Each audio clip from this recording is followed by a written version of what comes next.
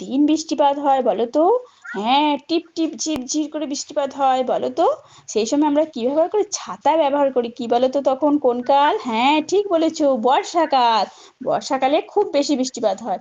আর কখন হয় বলো তো? হ্যাঁ, কালবৈশাখী সময়ে। কালবৈশাখী সময়ে কি হয়? আমাদের কিন্তু বিকাল বেলায় খুব বজ্র বিদ্যুৎ সহ বৃষ্টিপাত হয়। আর তোমাদের এর আগের দিনে আমি আয়লা ঝড়ের কথা বলেছিলাম না?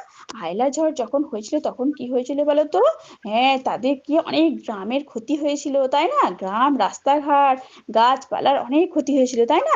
আচ্ছা, হঠাৎ যদি বৃষ্টিপাত হয় তাহলে কি হয় বলো তো?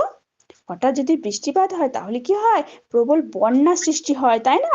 আমাদের পাহাড়ি এলাকায় বা নদীর তীরবর্তী অঞ্চলে যদি হঠাৎ করে বৃষ্টিপাত হয় তাহলে কি হয়? ওই অতিরিক্ত বৃষ্টিপাত হলে কি হয়?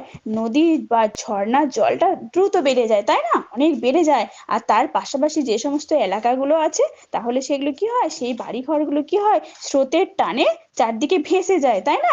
এইটাকে বলা হয় হড়পা বান। বুঝতে পেরেছো? এই হড়পা বান যখন হয় তখন কি হয় বলো তো? কে বলতে পারবে আয়লা ঝড়ের সময় কি হয়েছিল?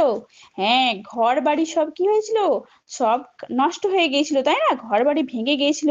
আর কি হয়েছিল? আর হড়পা বান হলে কি হয় বলো তো? যে নদীর তীরবর্তী যে রাস্তাগুলো থাকে, যা বাড়িগুলো থাকে সেগুলো কি হয়? সেগুলো ক্ষতি হয়। আর এছাড়া যে ফসলগুলো হয় ফসলগুলো কিন্তু ক্ষতি হয়। আর কি হয়? তোমাদের যাতায়াতের অসুবিধা হয়, রাস্তাঘাট কি হয়? সব বানের জলে ভেসে যায় তাই না? তাই কি হয়? এই সময় মানুষ কিন্তু প্রস্তুতি নেওয়ার সুযোগও পায় না, তার ফলে তাদের ঘরের মধ্যে যে সমস্ত জিনিস থাকে সেগুলোও জলের সঙ্গে ভেসে যায়। এটাকেই বলা হয় হড়পা বান। আচ্ছা, এই হড়পা বান থাকলে কি হয় বলো তো? হড়পা বানে কি হতো? হড়পা বান হলে কি হতে হবে? এটার তো পূর্বাভাস দেওয়া কঠিন।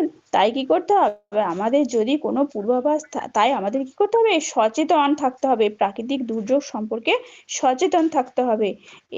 এটাই হচ্ছে স্যার হরপাবান। তাহলে হরপাবান কি বলতো?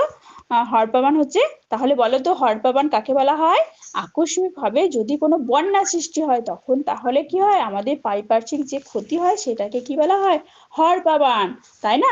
আচ্ছা, হরপাবান কোন এলাকায় বেশি হয় বলো তো? হ্যাঁ, নদীর তীরবর্তী অঞ্চলে আর পাহাড়ি অঞ্চলে বেশি হয় তাই না? হ্যাঁ, আর হরপাবান হলে বলো তো কি কি ক্ষতি হয় বলো তো? হ্যাঁ, বলো বলো। হ্যাঁ, রাস্তাঘাটের ক্ষতি হয়। আর নদীর তীরবর্তী যে কৃষি জমিগুলো আছে সেগুলোরও ক্ষতি হয় তাই না? বাহ, খুব সুন্দর। আজ তাহলে আমরা কি জানলাম? এই হড়পা বান এলে আমাদের কি কি ক্ষতি হয়। আর এই সময় আমাদের কি করতে হবে? আমাদের সতর্ক থাকতে হবে। এটা আচ্ছা ঠিক আছে ম্যাডাম, একটা জিনিস বলেন তো, বান আর ঢেউয়ের মধ্যে পার্থক্য কি হয়? কি স্যার? বান আর ঢেউয়ের মধ্যে পার্থক্য? বান এলে স্যার আকস্মিক ভাবে মানে হঠাৎ বন্যা সৃষ্টি হয়, তার বন্যা সৃষ্টি হওয়ার ফলে তার পার্শ্ববর্তী যে এলাকাগুলো হয় সেগুলো সব ভেসে যায়। আর ঢেউ অর্থাৎ বন্যা না হলেও স্যার ঢেউটা হয়, যেমন সমুদ্রের ঢেউ। ঢেউয়ের ফলেও স্যার জলের তলটা অনেক উপরের দিকে উঠে যায়। এটা হচ্ছে স্যার ঢেউ।